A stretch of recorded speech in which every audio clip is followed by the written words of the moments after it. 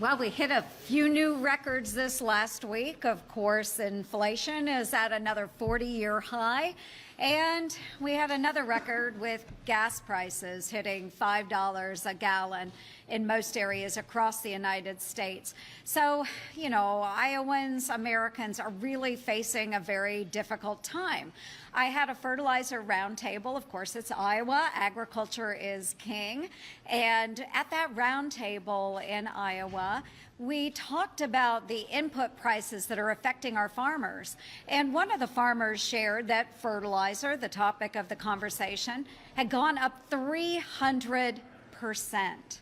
So while commodity prices are good, input prices are not. And it is killing our farmers, our ranchers.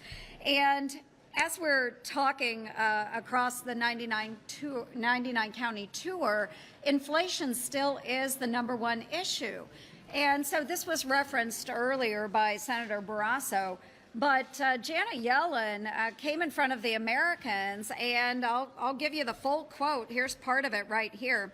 The Treasury Secretary, Janet Yellen, said, "It's amazing how pessimistic Americans are about the economy, given that we have the strongest labor market we've had in the entire post-war period." Wow.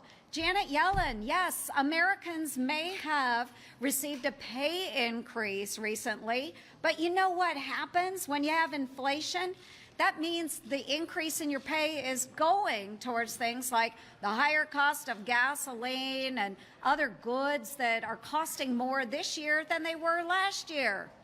So Janet Yellen, Treasury Secretary, ma'am, I'd love to invite you to Iowa. Come spend a day in the life of everyday Iowan and see what they're experiencing at the grocery store and at the gas pump.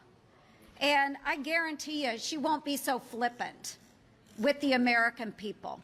Again, it's this elitist attitude that's coming from the left when Americans and Iowans, who are some of the hardest hit by inflation, are facing really tough times.